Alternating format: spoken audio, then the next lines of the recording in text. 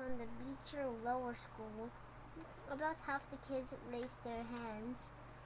Okay, so few of you already know each other, but the rest of you, I guess, are new to the school, right? Okay, so everyone, think of 2 things you want other people to know about you. And if you know some of the other kids, try to think of things that they don't already know about you, okay? Okay, so let's start with Julian and we'll go around the room.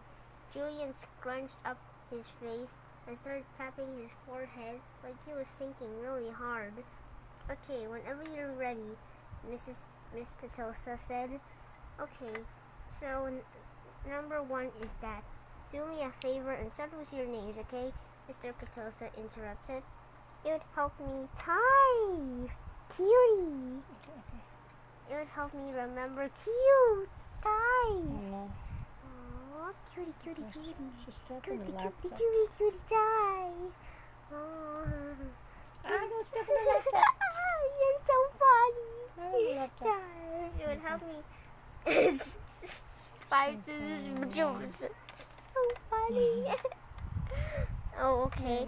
So my name is Julian, and the number 1 thing I'd like to tell everyone about myself is that I just got Battleground Mystic for my Wii, and it's totally awesome. And the number 2 thing is that we got a ping pong table this summer. Very nice. I love ping pong, said Mrs. Petosa. Does anyone have any questions for Julian? Is Battleground Mystic multiplayer or 1 player? Said the kid named Miles. Not one of those questions, guys, said Mrs. Petosa. Okay, so how about you? She pointed to Charlotte, probably because her desk was closest to the front. Oh, sure. Charlotte didn't hesitate for even a second, like she knew exactly what she wanted to say. My name is Charlotte. I have 2 sisters, and we got a new puppy named Suki in July. We got her from an animal shelter, and she's so cute. That's great, Charlotte. Thank you, said Mrs. Sosa. Okay, then who's next? Like a lamb to the slaughter. Someone that you say about someone who goes somewhere call me, not knowing that someone unpleasant is going to happen to them. I googled it last night. That was I was talking to Mrs. Petosa, called my name, and suddenly it was my turn to talk. My name is August. And I said, and yeah, I kind of mumbled it. But well, the one my mom is doing the camera video, but I'm just reading a story. But my real name is just Asen. I'm just reading the part on August story. What? Said someone. Can you speak up, honey? Said Mrs. Petosa. My name is August, I said louder, forcing myself to look up. I have a sister named Via and a dog named Daisy, and that's it. Wonderful, said Mrs. Petosa. Anyone have questions for August? No one said anything. Okay, you're next, said Miss Petosa to Jack.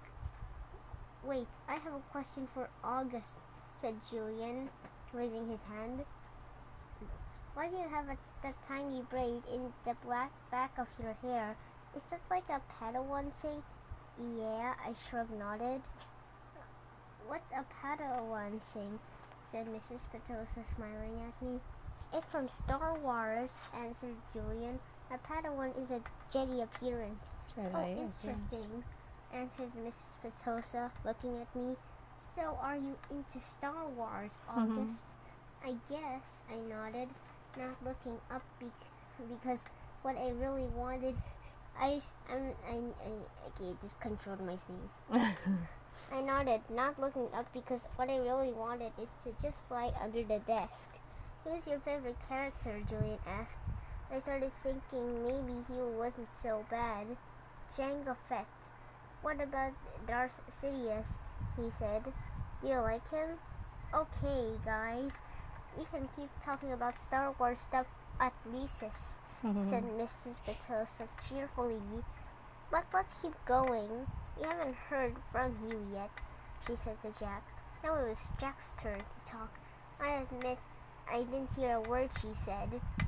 He said, maybe no one got the Darth Sidious thing, and maybe Julian didn't mean anything at all. But in Star Wars Episode 3, Revenge of the Sith, Darth Sidious's face gets burned by Sith lightning and becomes totally deformed. His skin gets all shriveled up and his whole face just kind of melts.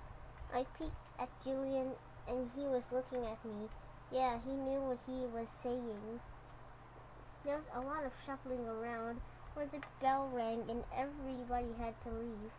I checked my schedule and it says next class was English, room 321. I didn't stop to see if anyone else from my homeroom was going my way. I just zoomed out of the class, down the hall, and sat as far from the front as possible. The teacher, a really tall man with a yellow beard, was writing on the chalkboard. Kids came in laughing and talking in little groups, but he didn't look up. Basically, the same thing happened in the homeroom happened again. No one sat next to me except for Jax, who was joking around with some kids who weren't in our homeroom.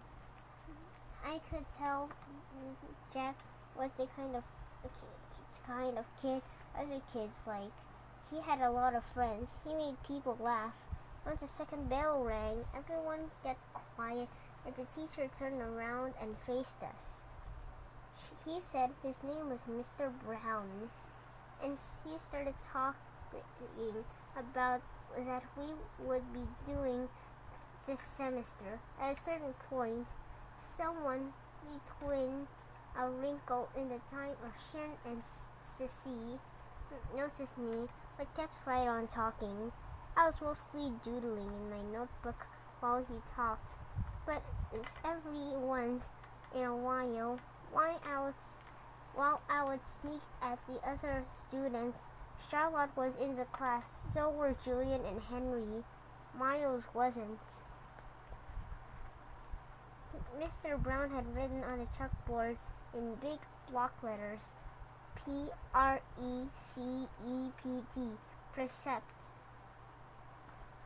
Okay, everybody, write this down at the very top of the very first page in your English notebook. As we did what he told us to do, he said, okay, who can tell me what precept is? Does anyone know? No one raised their hands. Mr. Brown smiled, nodded, and turned around to write on the chalkboard again. Precepts equals rules about really important things. Like a motto, someone called out. Like a motto, said Mr. Brown, nodding his head as continued writing a board. Like a famous quote, like a line from a fortune cookie. Anyone saying or ground rule that motivates you. Basically, a precept is anything that helps guide us when making decisions about really important things. He wrote all on the chalkboard's things and then turned around and faced us. So, what are some really important things? He asked us. A few kids raised their hands as he pointed on them. They gave their answers, which he wrote on the chalkboard in really, really sloppy handwriting. Rules, schoolwork, homework. What else? He said as he wrote, not even turning around. Just call things out. He wrote everything everyone called out. Family, parents, pets. One girl called out, the environment. He wrote on the chalkboard and added, our world. Sharks, because they eat dead things in the ocean, said one of the boys. A kid named Ride, and Mr. Brown wrote down, sharks, bees, seatbelts, recycling, friends. Okay, said Mr. Brown, writing all those things down. He turned around when he finished writing to face us again, but no one named the most important thing of all. We all looked at him out of ideas. God, said one kid, and I could tell that even though Mr. Brown wrote God down, that wasn't the answer he was looking for. Without saying anything else, he wrote down who we are. Who we are, he said, underlining each word as he said it. Who we are. Us, right? What kind of people are we? What kind of person are you? Isn't this the most important thing of all? Isn't that the kind of question we should be asking ourselves all the time?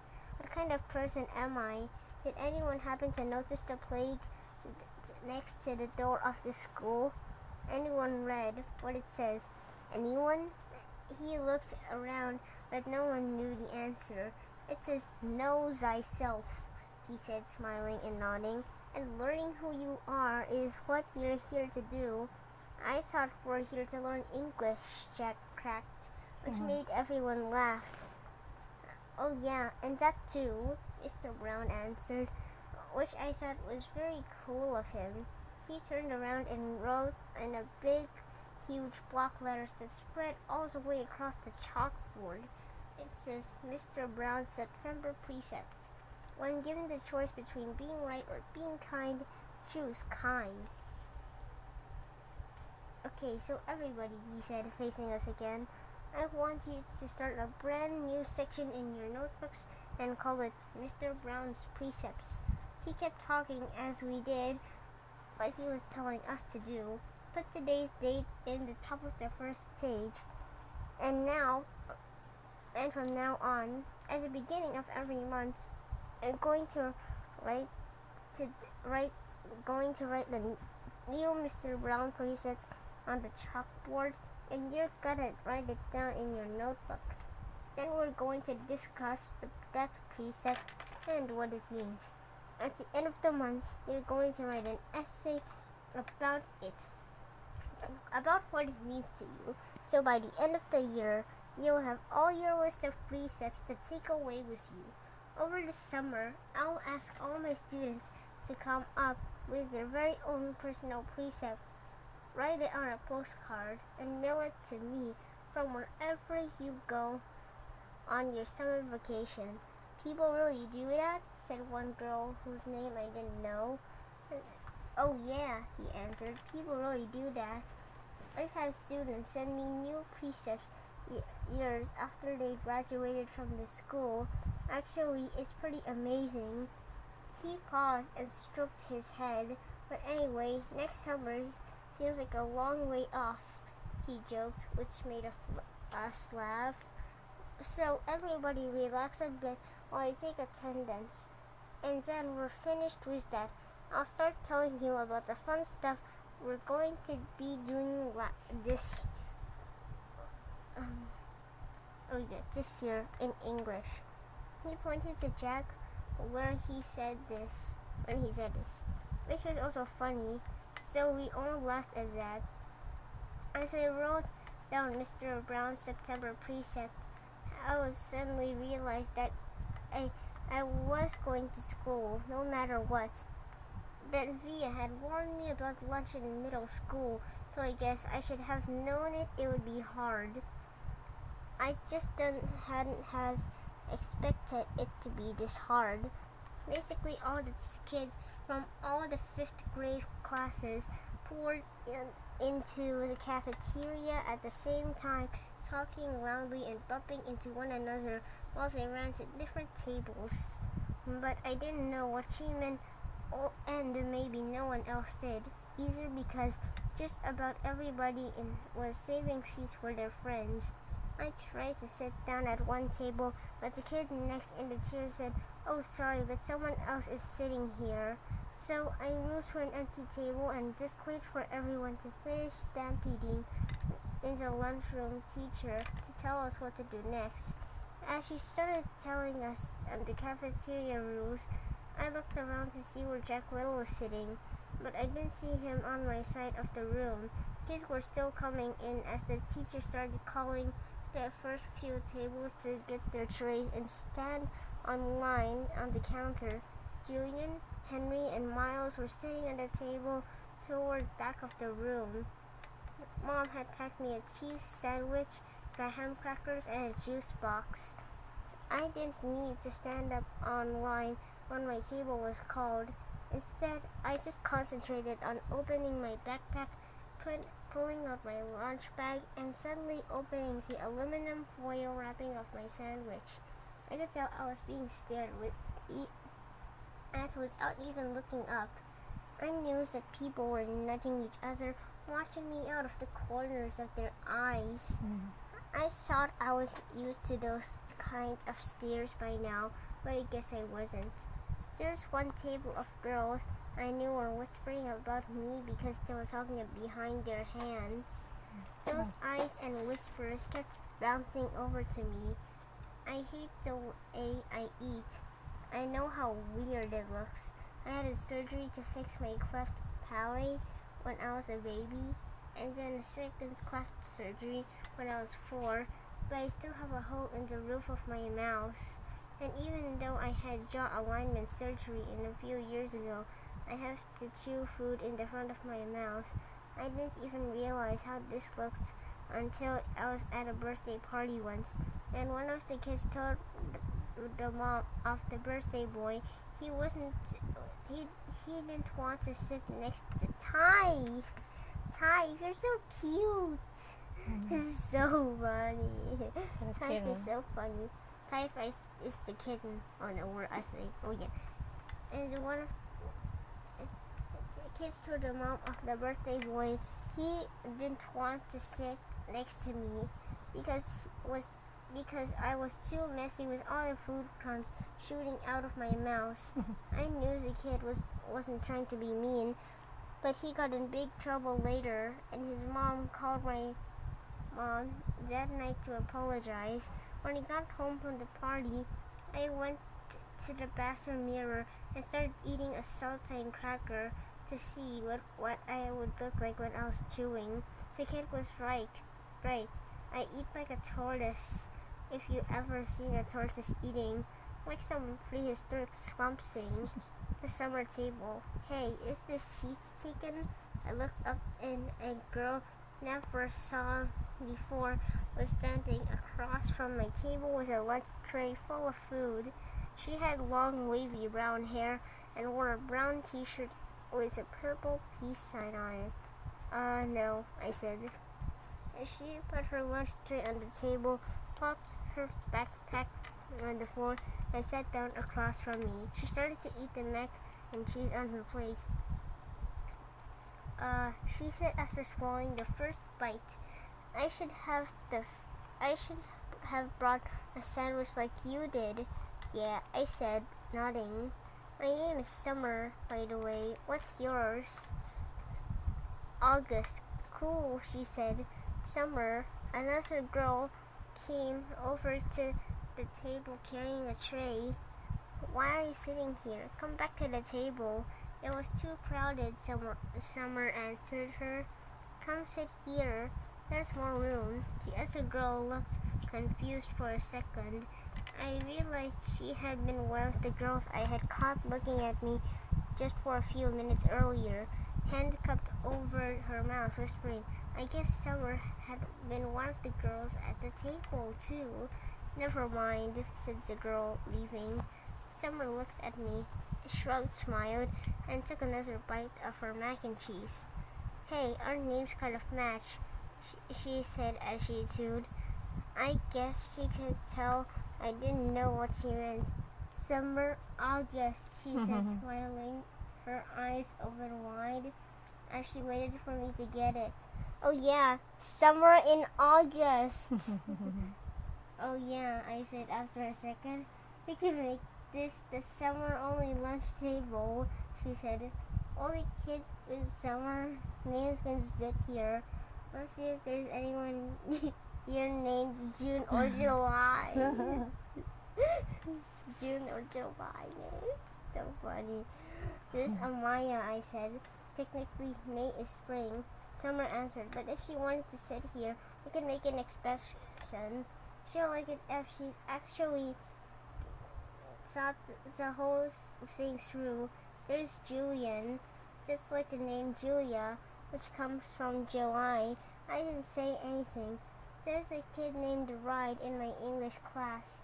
I said, yeah, I know, Ride. But how is Ride a summer name? she asked. I don't know, I shrugged. I just picture like a freeze glass of summer thing. Yeah, okay. She nodded, pulling out her notebook. And Miss Petosa could sit here too. That kind of sounds like the word petal, which I think of a summer thing too. I have her for homeroom, I said. I have her for mass, she answered, making a face. So she started writing the list of names onto the second to the last page of her notebook. So who else? She said. By the end of lunch, we could have come up with a whole list of kids and teachers who could sit at our table if they wanted. Most of the names were not actually summer names. It looks like you enjoyed the novel. Summer You're names. not getting tired reading. But they were names with some kind of connection to summer. I even found a way of making Jack Will's name work by pointing out that he could turn his name into a sentence about summer. Jack will go to the beach. His summer agreed worked fine. So funny, Jack will go to the beach. But if someone doesn't have a summer name and wants to sit with us, she said very seriously, we'll still let them if they're nice, okay? Okay, I nodded. Even if it's a winter name. Cool beans, she answered, giving me a thumbs up. Summer looked like her name. She had a tan and her eyes were green like a leaf. Mom always had this habit of asking me how something felt on a scale of 1 to 10. It started after I had my jaw surgery, when I couldn't talk because my mouth was wired shut. Then they had taken a piece of the bone from my hip bone to insert it to my chin to make it look more normal, so I was hurting a lot in different places. Mom would point to one of my bandages, and I would hold up my fingers to show her how much it was hurting. 1 meant a little bit, 10 meant so much. Then she would tell the doctor when he made his rounds, when needed adjusting or things like that. Mom got very good at reading my mind sometimes. After that, we got to the habit of doing 1 to 10 scale for anything that hurt. Like if I had a plain or sore throat, she'd ask 1 to 10 and I'd say 3 or whatever it was. Then school was over and I went outside to meet Mom, who was waiting for me at the front entrance like all the other parents or babysitters. The first thing she said after hugging me was, so how was it, 1 to 10? 5, I said, shrugging, which I could tell totally surprised her. Wow, she said quietly, that's even better than I hoped for. Are you picking Via up? Miranda's mother is picking her up today. Do you want me to carry your backpack, sweetness? We started walking through the crowd of kids' parents, most of whom were noticing me, secretly pointing me out to each other. I'm fine, I said. It looks too heavy, Augie. She started to take it from me. Mom, I said, pulling my backpack away from her. I walked in front of her through the crowd. See you tomorrow, August. It was summer.